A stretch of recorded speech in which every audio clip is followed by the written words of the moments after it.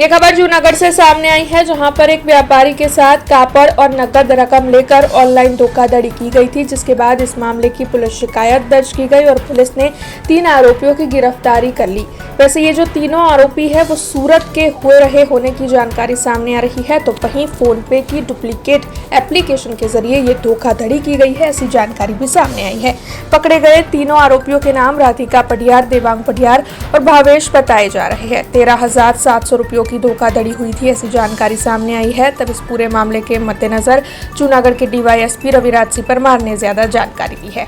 सरकार तथा केंद्र सरकार द्वारा ऑनलाइन नाણાકીય લેવડ દેવડ વખતે તથા ફ્રોડથી બચવા માટે અવારનવાર અવેરનેસ કાર્યક્રમો કરવામાં આવતા હોય છે, જે અનુસંધાને રેન્જ આઈજી શ્રી નિલેશ ઝાઝડિયા સાહેબ તથા ઇન્ચાર્જ પોલીસ અધિક્ષક શ્રી ભગીરથસિંહ જાડેજા સાહેબ દ્વારા અવારનવાર સૂચનાઓ કરવામાં આવતી હોય છે।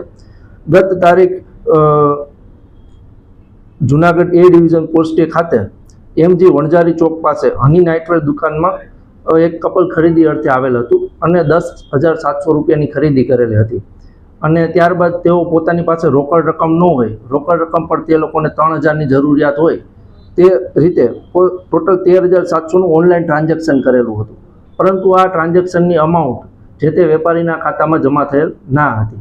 એટલે પાછળથી વેપારીને જાણ થયેલ હોય કે અમારી સાથે ફ્રોડ થયેલ છે અને જે અનુસંધાને તેઓએ પોલીસ સ્ટેશનનો સંપર્ક કરતા એ ડિવિઝન પોલીસ સ્ટેશનના પીઆઈ શ્રી આર.કે. પરમાર તથા તેઓની ટીમ દ્વારા આજરોજ આરોપીઓને પકડી પાડવામાં આવેલ છે અને આ ગુનાના કામે ઉપયોગમાં લેવાયેલ હ્યુન્ડાઈ કંપનીની કાર અને મારુતિ કંપનીની સ્વિફ્ટ કાર तथा मोबाइल कब्जे કરવામાં આવેલ છે।